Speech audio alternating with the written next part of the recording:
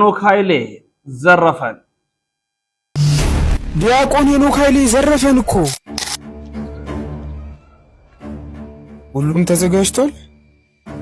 ይሄን ማሰብ የተሳነውን ወጣት በቃ ለገና አስገብተን ዝም ብለን ነው የምንጫወትበት። መጣው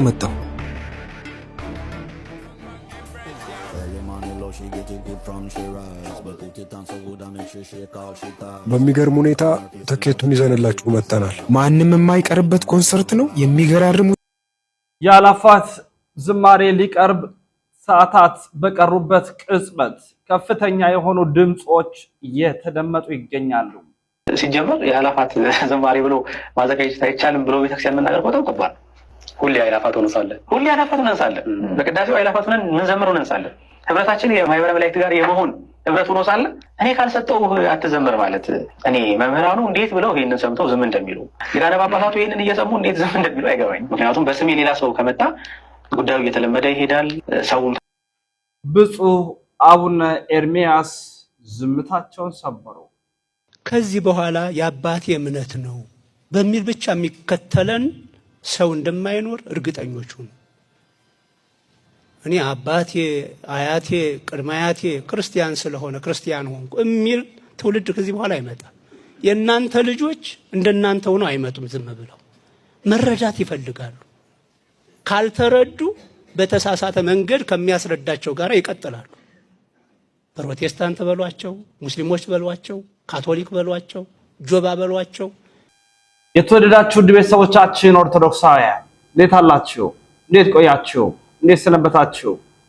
እንኳን ለጌታችንና ለአምላካችን ለመድኃኒታችን ለኢየሱስ ክርስቶስ በዓለ ገና ዋዜማ በሰላም አደረሳችሁ። ይህ ጌታችን የምናከብርበት ኦርቶዶክሳዊ ተዋሕዶ ቤተክርስቲያናችን የምታበብበት ክርስቶስ ተወልዷል እንኳን ደስ ያላችሁ የምንልበት ጊዜ ላይ እንገኛለን።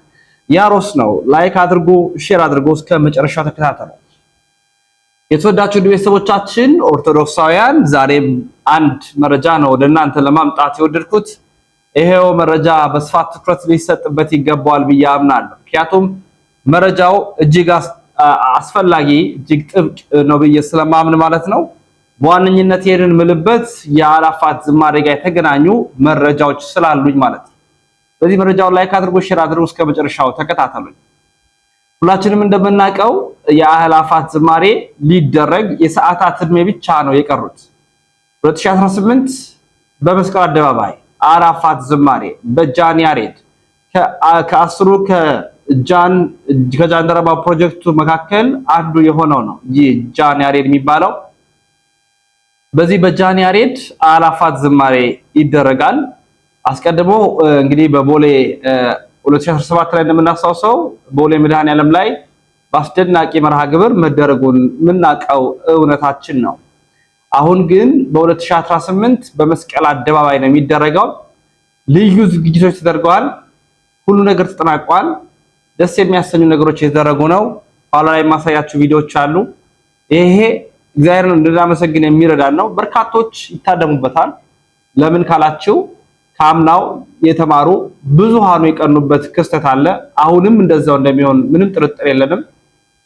በአዲስ አበባ ብቻ ሳይሆን በተለያዩ ቦታዎች ላይ የጃንደረባው ዝማሬዎች ይደረጋል።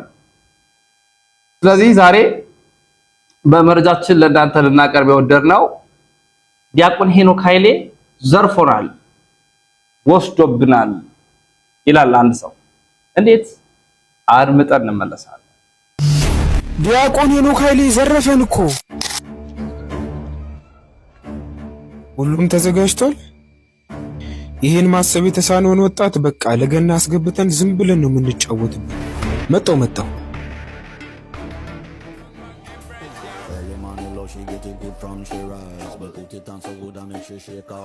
በሚገርም ሁኔታ ትኬቱን ይዘንላችሁ መጥተናል። ማንም የማይቀርበት ኮንሰርት ነው። የሚገራርሙ ዘፋኞችን ጋብዘናል። ስለዚህ 15 ሺህ ብር እየያዛችሁ ሂዱ።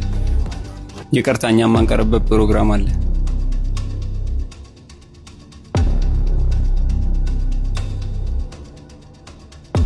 አንበሳው የምን ትኬት ነው? ሚሊኒየም አዳራሽ የማይቀርበት በጣም የምትወዳቸው ዘፋኞች መጥተዋል። በሚገርም ዋጋ ነው ትኬቱ እና ገናን ቅውጥ ብለህ ማሳለፍ ትችላለህ። ገናንማ ለባለ ልደቱ ምንድን ነው ትኬታችን ዋጋ እያጣ ሰዎችም እየተቀበሉን አይደለም።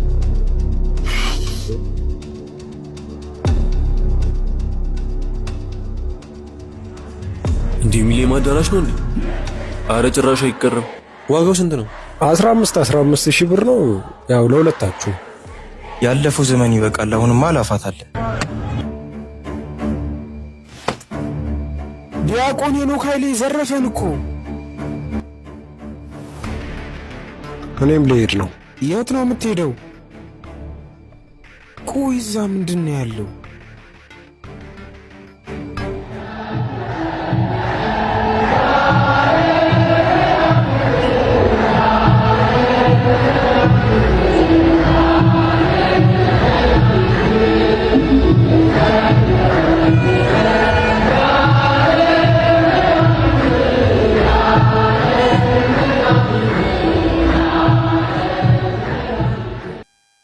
የዲያቆን ሄኖክ ኃይሌ ሐሳብ አንዱ ነው። ሄኖክ ኃይሌ ግን በርካቶች የታደሙበት የኢትዮጵያዊው ጃንደረባው ትውልድ ኢጃት ዘርፎናል ያለበትን አመክንዮ ተረድታችሁታል ብዬ አስባለሁኝ። ወደ ቀጣይ መረጃ ላምራ። የተለያዩ አካላት በጃንደረባው ትውልድ ላይ ድምጻቸውን ያሰማሉ፣ ተቋማቸውን ይገልጣሉ፣ ሀሳቦቻቸውን ይሰነዝራሉና እኚህም አካላት አንዱ ናቸው። እንዲህ ይላሉ። ተሰባስበው የተናገሩት ነው። የተወሰኑን ሀሳብ ላቅርብላቸው። ሲጀመር የአላፋት ዝማሬ ብሎ ማዘጋጀት አይቻልም ብሎ ቤተክርስቲያን መናገር በጣም ከባድ። ሁሌ አላፋት እንሳለን፣ በቅዳሴው አላፋት ሆነን ምንዘምረው እንሳለን። ህብረታችን የማህበረ መላእክት ጋር የመሆን ህብረት ሆኖ ሳለ እኔ ካልሰጠው አትዘምር ማለት እኔ መምህራኑ እንዴት ብለው ይህንን ሰምተው ዝም እንደሚሉ ሊቃነ ጳጳሳቱ ይህንን እየሰሙ እንዴት ዝም እንደሚሉ አይገባኝ። ምክንያቱም በስሜ ሌላ ሰው ከመጣ ጉዳዩ እየተለመደ ይሄዳል። ሰውም ተሰብስቦ ማግኘት ያለበትን ያን የደመቀና ስርዓቱን የሚናፍቀውን ድምቀት ያጣል። ትውስታም አይኖረውም። 30 ቦታ ከሆነ ትውስታም አይኖረውም። 30 አይነት መዝሙር የሚዘምር ከሆነ እንዴት የገናን ዋዜማ ሊያስታውሰው ይችላል?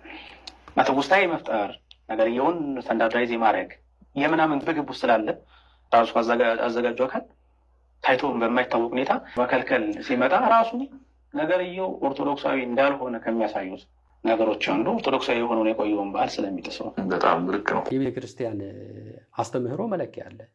ሰው ከየት ተነስቶ የት ይደርሳል የሚለውን እንትን በ40 ቀን የምትቀበል አይደለች እንደ ቤተ ክርስቲያን ሰውን በ40 ቀን እኮ የምትቀበል እኮ ናት። በዛ አይነት እድሜ ሰውን የምትቀበል ናት። ከዚህ አንስታ እስከ መጨረሻ እስከኖረበት ዘመን ድረስ ኮንሰርን ሊሆነች ናት ቤተክርስቲያን። ስርዓቷም፣ አምልኳም፣ ትምህርቱም በዚህ ልክ ሙሉ ነው። ስለዚህ ከዚህ አንጻር መለካት ይኖርብናል። ይህንን የምናደርገውን ነገር መለካት ይኖርብናል። ይህን ከተስማማን፣ በዚህ መለኪያ ከተስማማን ኦኬ፣ አሁን የዲስከሽን ጉዳይ ይሆናል። ኮንሰርት የሄደውን ሰው የገናን በዓል ዋዜማ፣ የልደት ዋዜማ በእንደዚህ አይነት መልኩ ስናስቀምጠው ከዚህ መለኪያ አንጻር የሚታሰብለትን ግብ ይመታል አይመታም የሚለው ለዲስከሽን ክፍት ነው። መጀመሪያ ይሄ እኮ ነው። አሁን እኮ እኔ በጣም የሚያሳዝነኝም ነገር ምንድነው፣ እንዴትስ ይጠየቃል የሚል ኮሜንት አለ። እንዴት ነው የማይጠየቀው? ይሄ ካልተጠየቀ ምንድን ነው የሚጠየቀው ታዲያ? ምንድን ነው የምንጠይቀው? ማለት የተሰበሰቡ ሰዎች መጨረሻቸውና መዳረሻቸው ምን ይሆናል የሚለውን ነገር ካልጠየቁ ምንድን ነው የምጠይቀው? ወይም ሌላው ሰው አእላፋት ዝማሬንም እንደ ኮንሰርት እንዲያዩ ማለት ነው። ኮንሰርት ነው አይደል? የሆነ ሰዓት ላይ ጀምሮ የሆነ ሰዓት ላይ የሚያልቀው እንደዛ እንዲያዩ ካልተፈለገ በስተቀር ለህይወት የተጠሩ ሰዎች ናቸው፣ ወደ ቤተክርስቲያን እንዲመጡ የተሰበሰቡ ሰዎች ናቸው ከተባለ መጀመሪያቸው እንዲህ ከሆነ መዳረሻቸው እንዴት ሊሆን ነው የሚለው ነገር መጠየቅ አለበት። በተቃራኒው ግን የታዩ ነገር ያለው ነው። የኮንሰርቱ ኤሌመንቶች ተጠምቀው ነው አእላፋት ዝማሬ ላይ ያየናቸው። ተጠምቀው ኮቴሽን ውስጥ ያ ማለት ያው ክርስቲያናዊ መስለው ነው። ክርስቲያናዊ መስለው መመሳሰል ነው ያለው። ያው እንጂ እንትኑ ኢሴንሱ ተመሳሳይ ነው። እዛ የሚለኩት ነገሮች እዚህም እናያቸዋለን። ስለዚህ ምንድነው ዝንባሌው ራሱ ትክክል አይደለም። ዝንባሌው ራሱ ሰዎችን የሰበሰብንበት ነገር ይሄ ከሆነ እና መለኪያችንም ይሄ ከሆነ ከመጀመሪያ አእላፋት ዝማሬን ለማድረግ የታሰበበት ዝንባሌ ራሱ ትክክል አይደለም። ማንም ይገኝበት፣ ቅዱስ ፓትርያርኩ ተገኝተዋል፣ ሊቃነ ጳጳሳቱ ተገኝተዋል፣ የምናውቃቸው መምህራን ተገኝተዋል። አሁን ጉዳዩ እኮ የአእላፋት ዝማሬን የሚያዘጋጁ ሰዎችና የግለሰቦች መሆኑ እኮ በቅቷል፣ ተገኝቷል። እንዲህም ሆኖ ነው የምንተቸው። እንዲህም ሆኖ ዝንባሌው ትክክል አይደለም፣ በዝንባሌ ሌቭል ትክክል አይደለም የሚለው ነገር የምናነሳው ከዚህ አንጻር ነው። ይሄን ኮሜንት አደርግበታለሁ እና ሴንትራሊ አሁን ጥያቄውን በደንብ በአንድ ጥያቄ ለማቅረብ ቁም ነገሩ ያለው ወጣቶችን ኮንሰርቱ የሄዱበትን ቫልዩ ቤተክርስቲያን አምጥቶ መሰብሰብ ላይ ነው ወይስ ኮንሰርት የሄዱበትን ቫልዩ መቀየር ላይ ነው? ማለት በአላፋት ዝማሬ ላይ ብዙ ሀሳቦች ነው ሲነሱ የነበሩት። እነ ዘመድኩን በቀለን ጨምሮ በርካቶች ተናግረዋል፣ እየተናገሩም ይገኛሉ። ተቃውሞ ሲባል ዝም ብሎ ተቃውሞ አይደለም፣ ያ መረጃ ማስረጃ የሚያስደግፉ አካላት እንዳሉ ሁሉ ማለት ነው።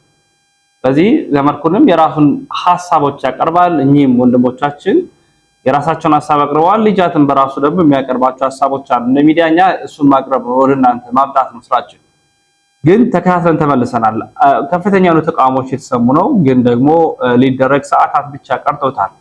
ያምናም እንደዚሁ ነበር፣ አሁንም እንደዚህ ነው። ቀጣይ ደግሞ ምን ሊሆን እንደሚችል አናውቅም። በጊዜ ሂደት የምናየው የምንረዳው ነገር ነው የሚሆነው። የተወደዳችሁ ቤተሰቦቻችን በተለይ በአዲስ አበባ የምትገኙ በመስቀል አደባባይ በመገኘት በተለያዩ ክልል ከተሞች የተፈቀደ ቦታዎች አሉ። በዝማሬ ገብተ ሁላችንም ዝማሬውን ታድመን እግዚአብሔር የምናመሰግንበት ምድሎች እግዚአብሔር ያመቻችልን። የተመቻቸ ደግሞ ቦታ ላይ ሁላችንም ሄደን እንድንታደም ጥሪ ለማቅረብ እንወዳለን። በእውነት ወደ ቀጣይ መረጃችን እናምራለን። ወደ ብፁዕ አባታችን ብፁዕ አቡነ ኤርሚያስ እንዲህ ይላሉ። ከዚህ በኋላ የአባቴ እምነት ነው በሚል ብቻ የሚከተለን ሰው እንደማይኖር እርግጠኞች ሁኑ። እኔ አባቴ፣ አያቴ፣ ቅድመ አያቴ ክርስቲያን ስለሆነ ክርስቲያን ሆንኩ የሚል ትውልድ ከዚህ በኋላ አይመጣም። የእናንተ ልጆች እንደናንተ ሆነው አይመጡም። ዝም ብለው መረዳት ይፈልጋሉ። ካልተረዱ በተሳሳተ መንገድ ከሚያስረዳቸው ጋር ይቀጥላሉ። ፕሮቴስታንት በሏቸው፣ ሙስሊሞች በሏቸው፣ ካቶሊክ በሏቸው፣ ጆባ በሏቸው፣ እንደፈለገ የመራቸው ይወስዳቸዋል። የኛ የሚሉት ዕውቀት ሊኖራቸው ይገባል። ልክ ነው የአባቴ እምነት ማለት የእናቴ እምነት ማለት የአባቴ እምነት ይሄ ነው ብለው ግን መተንተን ያስፈልጋቸዋል። እንዲህ አይነት ምዕመናን ነው ሊኖሩን የሚገባው። ስለዚህ እንዲህ አይነት ምዕመናን እንዲኖሩ ምን እናድርግ? አሁን ምን ላይ እንስራ? ሰንበት ትምህርት ቤት ላይ እንስራ። ሰንበት ትምህርት ቤት ላይ እንስራ። አሁን ሰንበት ትምህርት ቤት ሲባል እንደው ለበዓል ጊዜ ዩኒፎርም ለብሰው የሚዘምሩ ሰዎች ለመመልመል እንዳይመስላችሁ፣ ምዕመናንን ለመፍጠር ነው፣ አማኞችን ለመፍጠር ነው። ስለዚህ የሀገረ ስብከትም የወረዳ ቤተ ክህነትም የአጥቢያዎችም ትኩረት ሰንበት ትምህርት ቤት ላይ ነው። ልጆቻችን ገብተዋል የሰንበት ትምህርት ቤት ስለ መንግስተ ሰማያት መማር ጀምረዋል ማለት አለብን። አሁን እያንዳንዱ ምዕመን 4 ዓመት 5 ዓመት ሲሞላው ልጁ ዘመናዊ ትምህርት ቤት እንዲገባ ያደርጋል። ተቆጣጥሮ ያስገባል። ክፈል የተባለውንም ለዩኒፎርም ይሄን ያህል ክፈል፣ ለደብተር እስክርቢቶ ይሄን ያህል ክፈል፣ ለትራንስፖርት ይሄን ያህል ክፈል፣ እሺ ነው የሚለው። ይገባልም። ይሄ ግን እግዚአብሔርን ወደ ማወቅ ልጆቼ ገብተዋል ወይ እግዚአብሔርን ያውቃሉ ወይ ወደሚለው አላዘነበልንም። እንዲህ ካላደረግን በዚህ አግባብ ልጆቻችንን ካላፈራን እንዴት ነችን ቤተክርስቲያን የምናስረክበው? ይህ ዕድል ያልደረሳችሁ ውዳሴ ማርያም እንደሸመደዳችሁ ዳዊት እንደደገማችሁ ዲያቆን ቄሱ ናችሁ የቀራችሁ ስንት ናችሁ?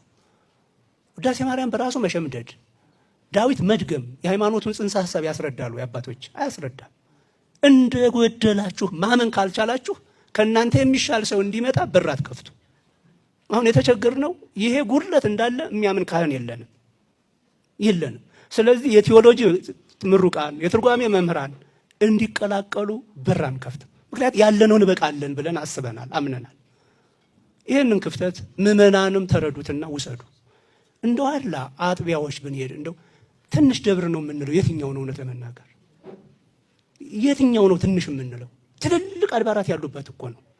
እነ አብዲቆም ጊዮርጊስ፣ እነ ጫና ቅዱስ ሚካኤል፣ እነ ወገዴት ቅዱስ ቂርቆስ፣ እነ የነጃ ቅዱስ ሚካኤል፣ እነ ጋሸና ሚካኤል፣ እነ ኮድን ጊዮርጊስ፣ ኪሮስ ወዘተ ትንንሽ የሚባሉ አድባራት ናቸው። ምን ያህል ምዕመን አላቸው? ያ የምታዩት ምዕመን ግን የአባቴ እምነት ነው የእናቴ እምነት ነው ብሎ የሚመጣ እንጂ በቅጡ የቤተ ክርስቲያንን የእምነት አቋም አውቆ እምነቱን ከስርዓት ስርዓቱን ከባህል ከወግ ለይቶ የሚያውቅ አይደለም። አሁን ስለ በዓላት ቤተ ክርስቲያን ታምር ሲነበብ አይደለም የምናውቀው። የበዓላት ቀኖና አለ፣ ቀኖና አለ። የጾም ቀኖና፣ የበዓላት ቀኖና፣ የመጻሕፍት ቀኖና ራሱ ቤተ ክርስቲያን ሰፍራ የምትገለገልባቸው መጻሕፍት በቁጥር በቀኖና የተለዩ ናቸው። እኒህ በአውደ ምሕረት በቀላሉ እንደ አዋጅ የሚገኙ የሚታወቁም አይደሉም። ቁጭ ብሎ ክላስ ላይ በመማር ነው። ከዚህ አኳያ እንደው ክፍተታችንን ብናምን በእውነት ብናምንና ለበጎቻችን ለምእመኖቻችን የሚሆኑ እረኞችን መቀላቀል ማስገባት ብንችል ይሄን በጣም አስቡበት። ቢያንስ 3-4 ደብር ሆኖ አንድ የትርጓሜ መምህር መቅጠር ቢቻል ምን ችግር አለው? አባቶች 7 መደብ 3 መደብ ካህናት አሉን ቀዳሽ አሉን ብለን ከምንደረደር 5 ሰባክያን በአንድ ደብር ቢኖሩ ምንድነው ችግሩ? ከዚህ እይታ ልንወጣ ይገባል። ዘመኑን ልንዋጀው ይገባል። ይሄን ብንወስደው። የተወደዳችሁ ውድ ቤተሰቦቻችን ኦርቶዶክሳውያን ብፁዕ አባታችን የተናገሩት እውነት ነው። በጣም ልብ ሊባል ይገባል። በተለይ በዚህ በክህነት አገልግሎት ያሉ ወንድሞቻችን በሰንበት ትምህርት ቤት ደግሞ ያለን ወደ ቤተ ክርስቲያን መቅረብ ወደ መቅረሱ ምን ያህል ሰንበት ተማሪ ነው ወንጌል የሚማረው? ምን ያህል ሰንበት ተማሪ ነው ቢጠየቅ የሚመልሰው? ምን ያህል ሰንበት ተማሪ ነው ቀርቦ ለሚመጣው ነገር ምላሽ የሚሰጥ? ይሄ በጣም ሊታሰብ ይገባል። እንዲሁ ደግሞ በክህነት አገልግሎት ደግሞ ያሉ ወንድሞቻችን አባቶቻችን ምን ያህሉ ነው ነገረ ክርስቶስን ቲኦሎጂ ልናውቅ የቻልነው የምንችለው ምን መልሰው ምናቀው ብንጠይቅ የምንናገረው? መጠየቅ መናገር ብቻ ሳይሆን እኛ ራሱ የሃይማኖታዊ ትምህርት ሃይማኖት ዕውቀት ምን ያህል አለ? ምን ያህል አለ? ምን ያህል ዝግጁ ነን? ይሄ በጣም በጣም አሳሳቢ ነው። ቸል ሊባል የሚገባው ነገር ነው ብያለሁ። ትኩረት ያሻዋል፣ ሊሰጥበት ግድ ይላል። አባታችን የሰሩ ያሉት እዚህ ላይ ነው።